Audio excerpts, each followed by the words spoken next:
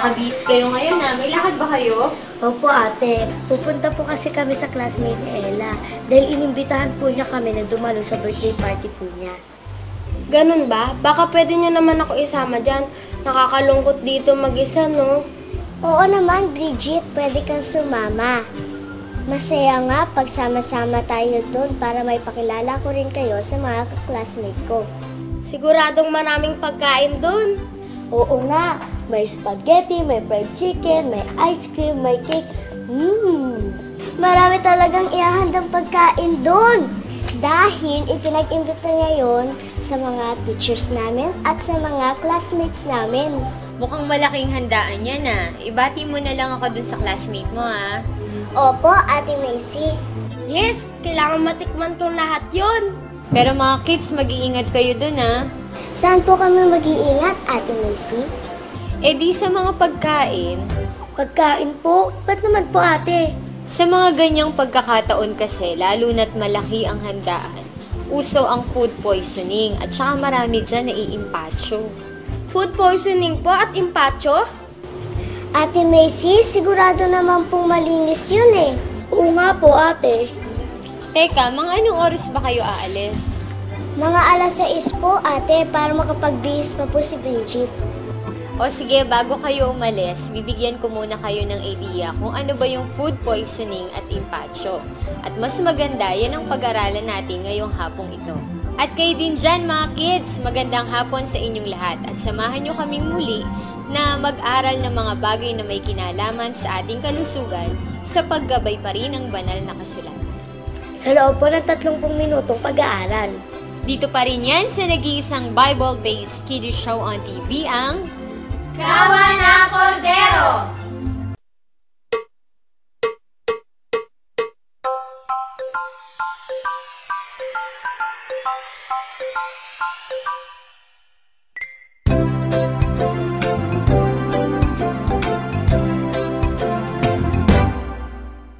Halina kayo, tayo ay mag-aral. Sabay-sabay nating alamin ng totoo.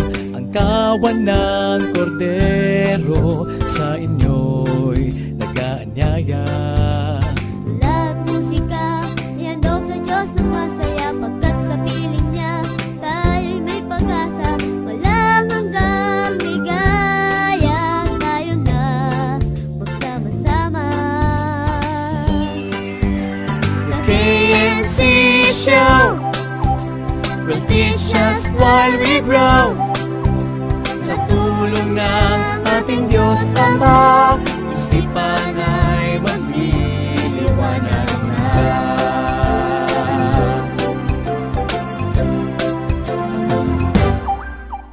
Mapalad nga naman ang bumabasa, katwiran ng Ama ay nauunawa. Kaya't buksan ang Biblia, tayo na't magsalo-salo.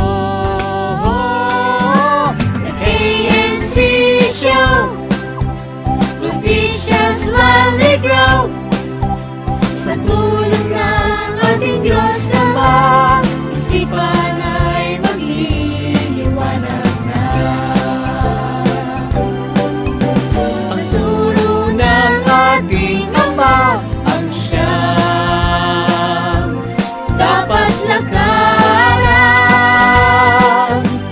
The KNC Show will teach us while we grow. Sa tulong ng ating Diyos Ama, isipan ay magliliwanag na. The KNC Show will teach us while we grow. Sa tulong ng ating Diyos Ama, isipan ay magliliwanag na.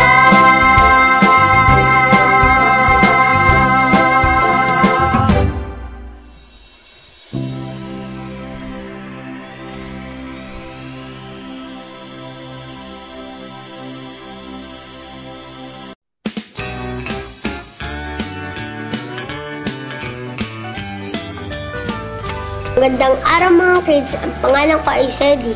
Ang verse of the day natin ngayon ay unang Juan 4:21. At ang utos na itong mula sa Kanya ay nasa atin, na ang umiibig sa Diyos ay dapat umibig sa kanyang kapatid.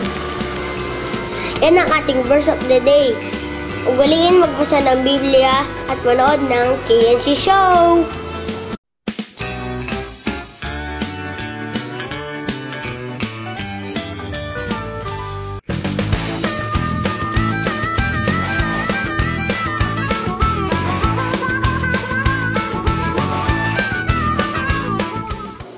O, kumusta ka na, Chelsea? Balita ako, nilagnat ka daw. Ano bang nangyari? Okay na po ako, ate. Kaya ko na pong dumalo at umawit bilang KNC choir member. Sigurado ka ba okay ka na talaga? Baka kasi mabinat ka at lalo pang lumalayan. Hindi ka uli makakapasok sa school. Sina na lang po ito. Kaya ko na po, awa at tulong ng Diyos. Ayan ang mabait at naturoang bata. Mas pinahahalagahan ng tungkulin kaysa sa iba pang mga bagay. Kagaya ni San Pablo. San Pablo? Paano po? Mababasa natin yan sa Gawa 20:24. Datapot hindi ko minamahal ang aking buhay na waring sa akin ay mahalaga. Maganap ko lamang ang aking katungkulan at ang ministeryong tinanggap ko sa Panginoong Hesus na magpatotoo ng ebanghelyo ng biyaya ng Diyos. Dapat po pala talaga nating mahalin ang tungkuling bigay ng Diyos sa atin dahil mas mahalaga to sa ating sariling buhay. Tama ka dyan, Chelsea. Kaya sabihin mo sa mga kapwa KNC mo at sa mga kabataan na bigyan nila ng importansya ang kanilang mga tungkulin na ibinigay ng Diyos sa kanila. Salamat po, ate. Salamat sa pagbisita mo. O sige na, magbihis ka na para maaga kang makarating sa practice. O sige, mag-iingat ka ha. Sige po, ate Missy, magbibihis lang po ako.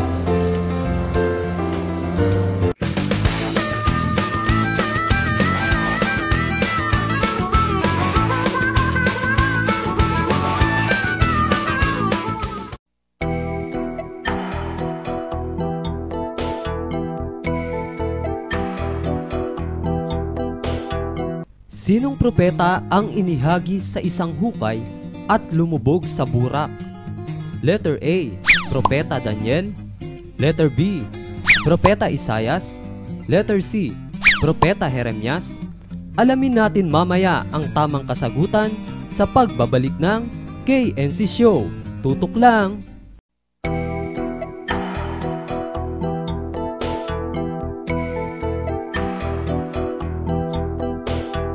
Ate Missy, yung food poisoning po may konti na po akong idea. Pero yung empacho, ano po yun? Ano nga po ba yun, ate?